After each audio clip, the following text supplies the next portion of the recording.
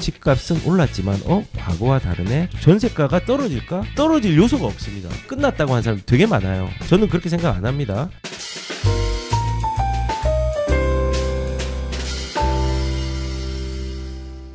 지금 시장은요, 확실히 거래량들이 엄청나게 많이 회복을 한 시장이고, 아마도 7월달 통계가 나오면 깜짝 놀랄 숫자들이 나올 겁니다. 네, 그리고 지금도 이미 거래량들이 7,000건에 육박했고, 아마도 6월달은 7,300 혹은 7,500 전후 거기에서 이제 종결이 지어질 것 같습니다. 그래서 지금 가격의 거래량들이 보면은 최근 들어서 가장 높은, 그리고 올해랑 작년이랑 거의 뭐 2년 반 만에 거의 가장 높은 거래량들이 지금 나오고 있는 거거든요. 2021년도 이후에.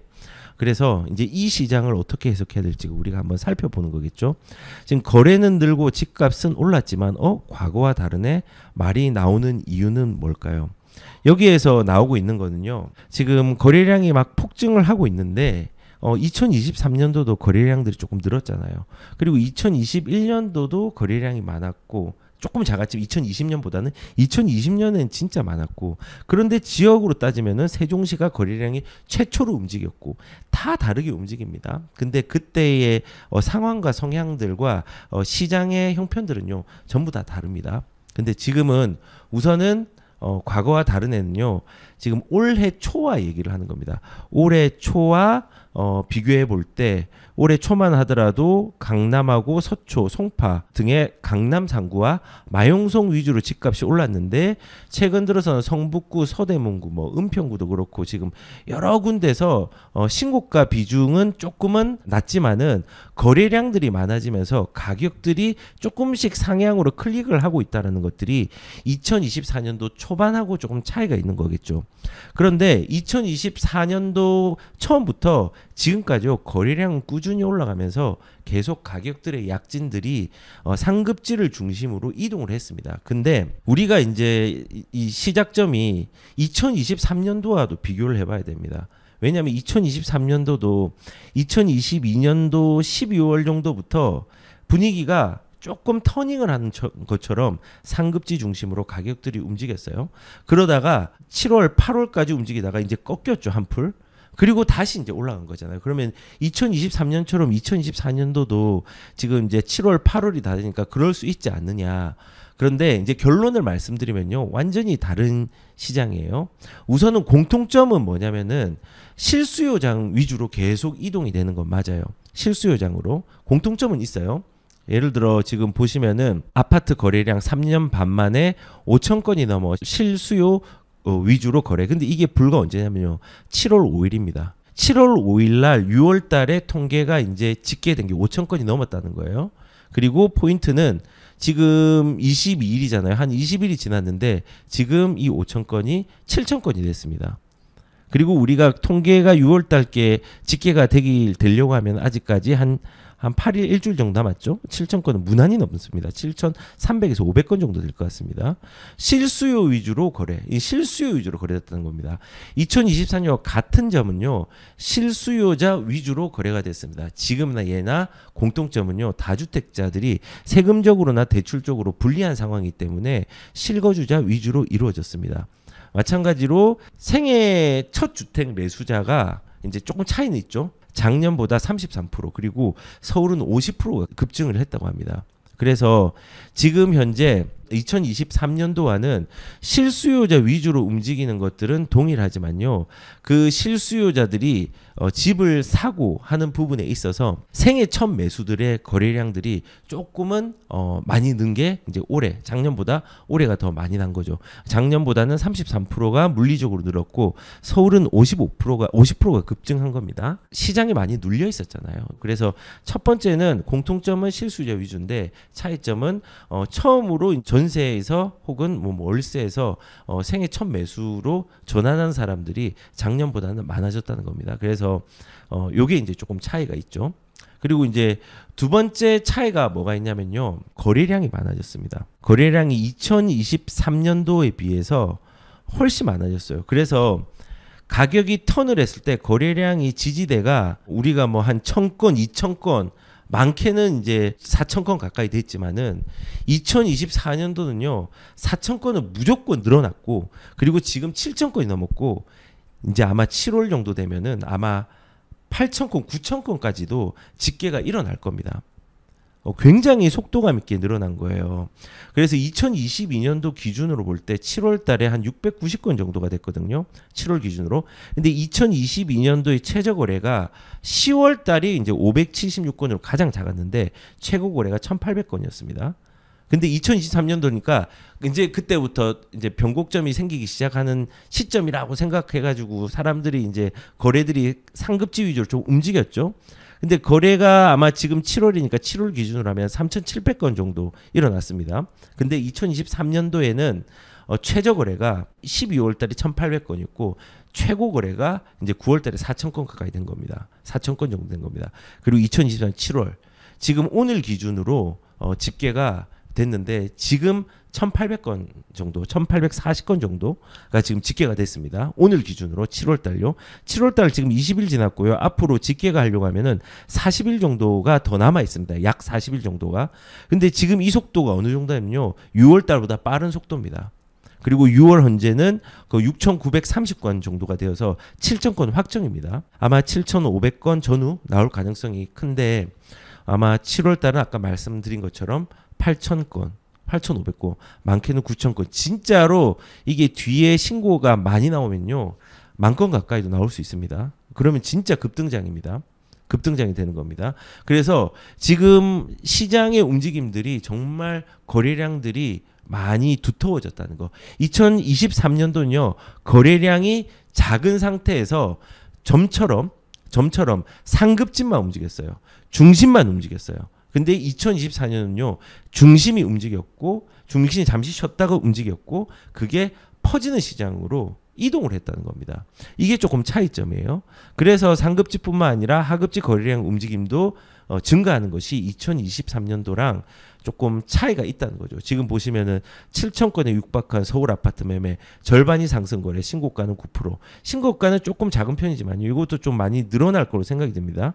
2021년도랑 2년도 초가 이제 신고가가 많았잖아요. 그래서 뭐 지금 보시면은 여기가 서울이거든요. 거래량을 보면요. 여기 그냥 평균치예요. 3년 평균치. 여기가 3년 평균치예요. 한 3년 평균치가 한 2,197건밖에 안 돼요. 이게 3년이 아니라 5년으로 되면 또 바뀝니다. 5년이 되면은 3,000건으로 바뀌고 10년이 되면은 5,000건으로 바뀌죠. 그래서 3년 기준으로 우선 볼게요.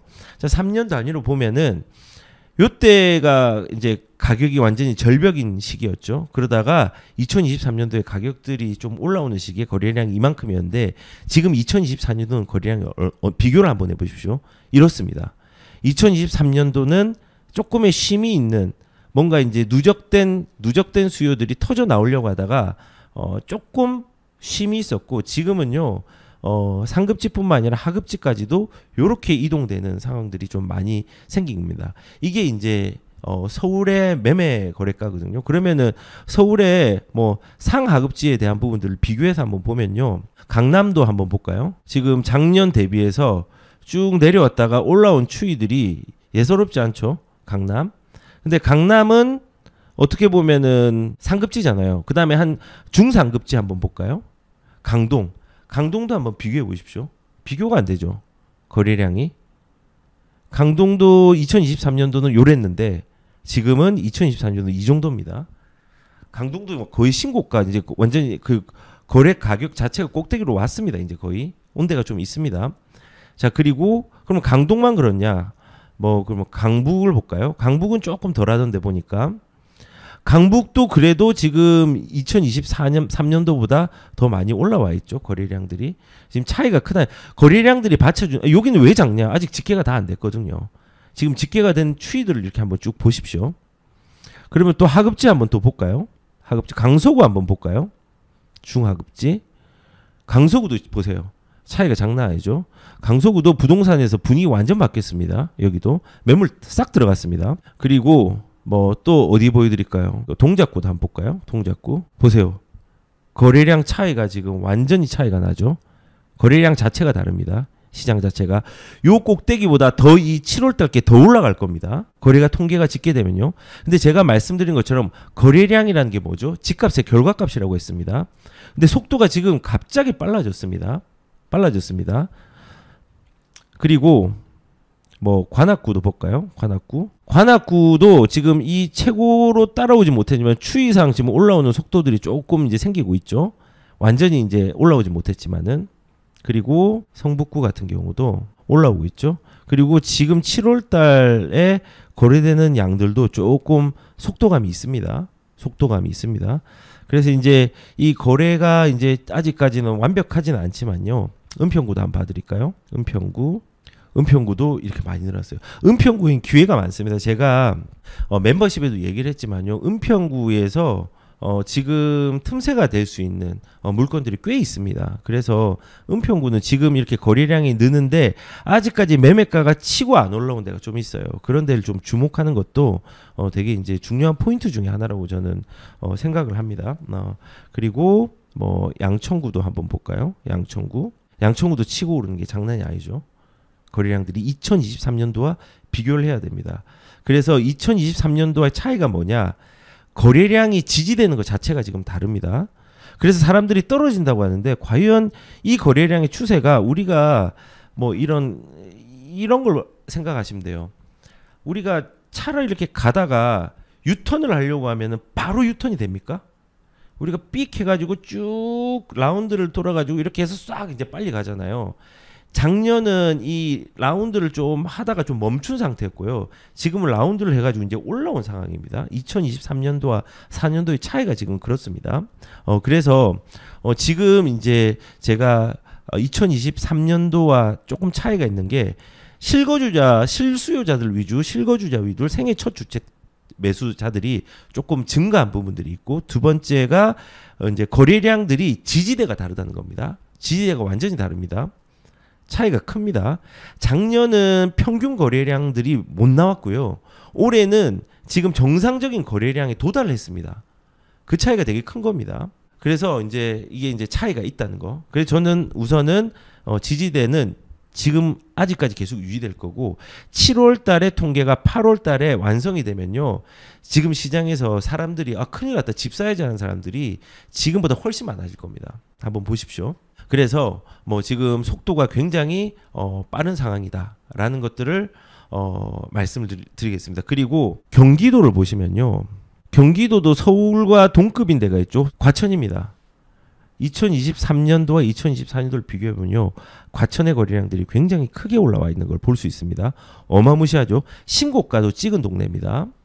그리고 경기도의 상급지라고 생각되는 데가 또 어디죠? 분당이잖아요. 성남구, 수정구, 성남 분당구. 분당구 같은 경우도 거래량의 속도들이 장난이 아니죠.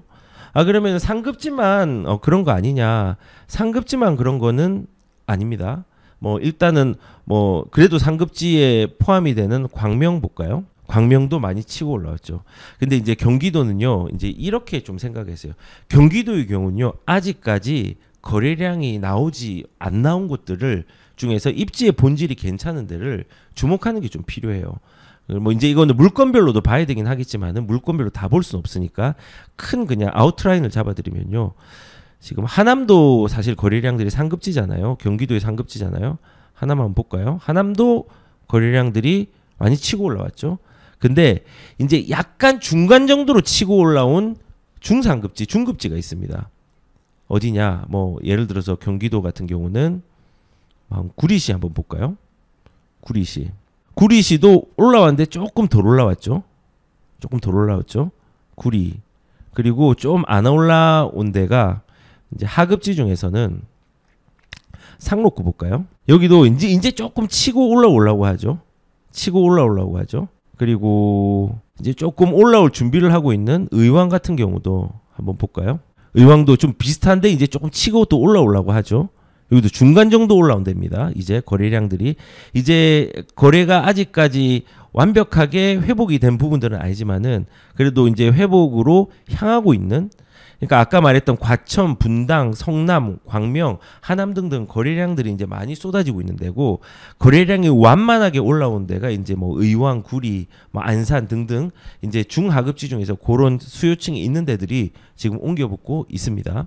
그리고 지금 아직까지 미미한 곳, 뭐 예를 들어서 뭐 여러 군데가 있지만은 김포 한번 볼까요?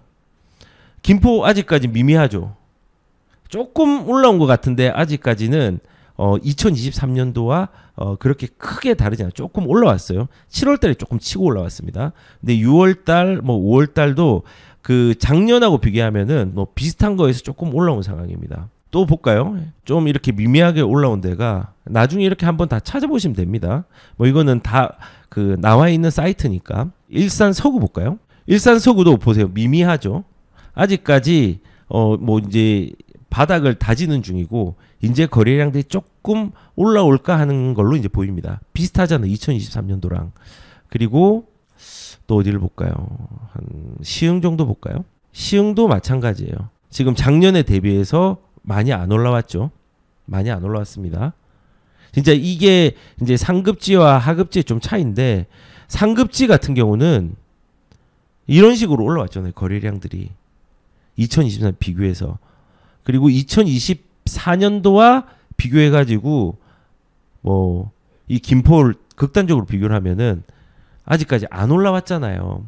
저는 개인적으로 지금 우리가 과천하고 김포와는 우리가 접근하는 금액 자체는 다르지만요. 그냥 타이밍상으로 입지의 상급지 하급지를 따지는 게 아니라 타이밍상으로 볼 때는 지금 이렇게 거래량들이 조금 더딘 지역들을 지금 경쟁력 없이 물건들을 따져가면서 들어가는 것도 저는 나쁘지 않다 생각합니다. 그렇다고 무작정 그냥 거래량 없는 데 들어가면 큰일 납니다. 큰일 납니다. 입지 여건을 보고 가야 됩니다. 입지 여건 없이 가격만 보고 가면 절대 안 됩니다. 그래서 뭐 이런 식으로 뭐 경기도에서 또 그냥 보편적인 데 한번 볼까요? 의정부 한번 볼까요? 제가 의정부는 아주 추천을 많이 한 지역은 아닙니다. 근데 한번 보면은 의정부도 좀 그대로죠. 그래서 이제 요렇게 좀 생각을 하시면 될 것 같아요. 서울은 전체적으로 다 움직이고 있다. 아직 거래량이 많이 이제 회복되고 있는 데가 있지만은 이 거래량의 회복이 2023년보다는 대부분이 다 이제 위로 올라와 있습니다. 근데 경기도는 좀 다릅니다. 경기도는 거래량이 많은 곳은 상급지, 과천, 분당, 성남, 광명, 하남, 그리고 가격적으로 좀 메리트가 있고 일기 신도시 이슈와 결합을 해가지고 좀 수혜를 봐서 거래가 좀 많이 된 데가 가격이 싼 곳 중에서는 군포, 그리고 거래가 완만하게 올라오고 있는 것이 뭐 의왕이라든지 구리라든지 안산, 단원, 뭐 상록수, 뭐 요런 지역들이고, 그리고 아직까지 거래가 2023년도와 비등비등한데 그런 데가 김포라든지 일산 서구, 뭐 안양의 만안구라든지 시흥, 부천 소사, 뭐 의정부 등등 제가 이제 다 말씀드리진 않았지만은 그런 정도가 있다는 겁니다. 그리고 부산 같은 경우도 이렇습니다. 부산도 한번 볼까요? 부산도 상급지가 지금 제가 이게 부산이 조금은 사람들이 관심을 가지고 눈치 장세가 있다는 것들 한 5월 정도부터 인지를 하기 시작했습니다. 5월 정도부터 아직까지 움직이진 않았는데 제가 이제 좀 바닥이라고 늘 얘기를 드렸던 게, 제가 부산 사람들을 진짜 영상 올리면요, 부산 사람들은 어떻게 저한테 이 고향 사람인데 저를 많이 이렇게 욕하시는지 모르겠지만 그래도 뭐 욕먹어도 그냥 할 말은 하겠습니다. 지금 부산은 여기가 어디죠? 부산 전체입니다. 2023년도와 4년도가 좀 그대로죠. 그대로긴 한데 부산의 이제 상급지를 보면은 상급지가 해운대나 이런 데겠죠. 이제 작년보다 조금 올라오려고 기지개를 피고 이제 사람들의 거래량이 조금은 늘어나는 경우가 있습니다. 해운대 뭐 이런 수영구도 볼까요? 해운대 수영구가 거의 제일 좋으니까 수영구가 조금 더 많이 올라왔네요. 해운대보다. 그쵸? 내려갔다가 올라오고. 그러니까 지금 부산의 상급지는요, 지금 서로가 눈치를 보고 있는, 그리고 부산 사람들 지금 정서 자체가 부산은 끝났다고 하는 사람들 되게 많아요. 지금 부산은요. 저는 그렇게 생각 안 합니다. 계속 인구 얘기하고 노인가바다 얘기하는데 그렇지 않습니다. 이 보시면은 지금 이렇게 좀 올라온 게 보이죠. 근데 반면에 지금 하급지 같은 경우는 뭐 하급지 아무데나 볼까요? 영동강 볼게요. 지금 거래량들이 이것도 거의 뭐 맥을 못 추고 거의 비슷하죠. 2023년도라 4년도. 그러니까는 요런 데는 아직까지 한참 기다려야 되고 추천지도 아닙니다. 부산은 상급집만 우선은 접근을 투자로서는 실거주와 투자로서는 웬만하면 상급주로 가는 게 맞습니다. 그래서 이렇게 거래량들이 중심에만 있는 게 아니라 지금은 중심에서 이렇게 파동처럼 퍼지고 있는 부분들이 거래량으로 이제 표현이 된다는 거죠.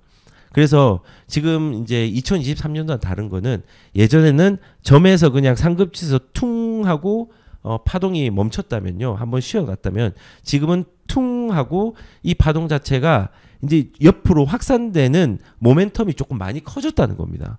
왜냐하면 거래량이 그걸 받쳐주고 있으니까. 그래서 우리가 2023년도와 비교해야 될 부분들은 우선은 이렇게 거래량들이 탄탄하게 받쳐주는 거다. 턴을 했다는 거죠. 예전엔 턴을 하는 게 조금 힘이 약했는데 지금은 강력하게 이제 턴을 하는 거래량들로 바탕으로 턴을 했다는 겁니다. 그래서 저는 이게 이제 한번 이렇게 크게 움직였는데 이걸 다시 반대로 움직이려고 하면은 조금의 그 직선이라는 거는 유턴을 했으니까 유턴 한 다음에 좀 가야 되겠죠. 그런 시기는 좀 있을 거라고 생각이 듭니다. 네, 이건 의견이고요.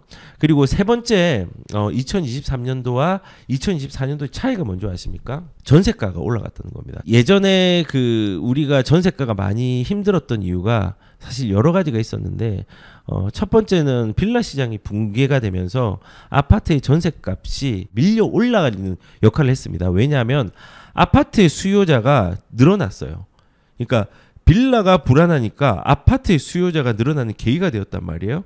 그래서 전세의 수요자가 많아졌습니다. 수요자가 많은데 전세의 공급량이 일정하다면은 그렇게 많이 늘지 않았다면 어떻게 될까요? 계약갱신 청구권이랑 전월세 상한제로 이게 텀을 길게 해놔 버리니까는 시장에 나오는 물건들이 작겠죠. 그리고 전세의 수요는 늘었죠. 공급은 줄고 수요는 늘었죠. 이 임대차 입법이 수요자를 시장에 이제 막아놓은 상태에서 있다가 이제는 수요자가 시장에 나오게 됐잖아요. 근데 아파트에 대한 수요자가 증가하게 됐잖아요. 이제 그래서 전세가가 올라가는 부분들이 있는데 우선은 빌라가 끌어올렸고 임대차 입법이 수요자를 또 시장에 나오게 하면서 아파트 수요자가 증가하게 된 겁니다. 왜냐하면 임대차에 사람들이 어디로 가느냐 이제 아파트로 가야 되겠다. 전세 말고 이제 집을 사야 되겠다. 이 이제 수요가 는 거거든요. 그리고 신규 공급이 부족하잖아요. 그러면은 전세 시장의 수급 조절이 일어납니다. 수급 조절이. 그러면은 이런 세 가지 이유 때문에 전세가들이 조금 흔들리고 올라가는 거예요. 그리고 전세가가 많이 눌려 있었잖아요. 매매가보다 훨씬 더 많이 눌려 있었습니다. 이게 전세가가 이제는 올릴 수 있는, 왜냐하면 너무 많이 골이 깊으면요 이게 다시 올라옵니다. 근데 전세가가 지금 여러 가지 이제 빌라에 대한 여파, 임대차 입법에 대한 여파, 신규 공급으로 전세 시장의 수급 조절에 좀 불균형, 그리고 뭐 이런 부분들이 복합적으로 이제 가격들이 좀 떨어져 있는 것들이 이제는 이제 수급의 불균형들이 일어나니까는 이제 그 골만큼 다시 올라가는 어떤 모멘텀이 생긴 거. 뭐 이것 때문에 전세가가 올라가는데 지금 전세가가 떨어질까? 떨어질 요소가 없습니다. 근데 전세가가 떨어지지 않는다라는 것들은 매매가를 자극하는 거거든요. 제가 지금 2022년 3년도와 4년도의 차이를 말하면요. 첫 번째 실수요자 위주로 이제 거래가 되는 부분들의 폭들이 커졌다. 생애 최초 하는 사람. 두 번째는 2023년보다 거래량이 많아졌고 확산의 범위가 상급지에서 확대되었다. 지금 그게 이제 차이고요. 거래량이 받쳐주기 때문에 그렇습니다. 전세가가 올라갔다는 겁니다. 2023년도는 전세가가 바닥이었습니다. 근데 2023년도 이후에 4년도는요. 전세가가 꾸준히 올라가는 시장이었습니다. 완전히 다른 시장이죠. 완전히 다른 시장입니다. 그래서 지금 2024년도를 쉽게 보면 안 되는 게요. 전세가가 받쳐주고 있어요. 2023년도는 전세가가 안 받쳐줬거든요. 역전세 났었잖아요. 2023년도 기억하실지 모르겠지만은 역전세 때문에 힘들어하는 사람 많았고요. 그 힘들어하는 사람 중에 한 명이 저였습니다. 진짜 저였습니다. 저 뭐 작년 그 유튜브 초에 유튜브 보시면은 제가 우는 소리를 얼마나 많이 했는지 볼 겁니다. 역전세 때문에 이거 해결한다고 해결하면 알려드리겠습니다. 해결한 다음에 어떤 방법으로 해결했는지 알려드렸잖아요. 제 이제 세입자들 대처에 대한 부분들. 그래서 지금은 전세가가 완전히 다르다. 추이도 다르고 가격도 다르다라는 겁니다. 그리고 2023년도와 4년도가 올라가는 장들이 조금 다른 부분들은 공통점일 수 있는데 2023년도에 한 6개월에서 8개월 정도 이제 대기 수요들 거래 종말장에 오래 지속된 만큼 대기 수요들이 이제 확 나와야 될 거 아니에요. 근데 이게 너무 많이 빠진 거 중심으로 거래량들이 나오긴 했습니다. 근데 짧은 기간 동안에 해소를 못했습니다. 그래서 정상 거래량까지 도달하지 못했어요. 근데 지금은 정상 거래량으로 도달했다. 이게 이제 차이가 또 큽니다.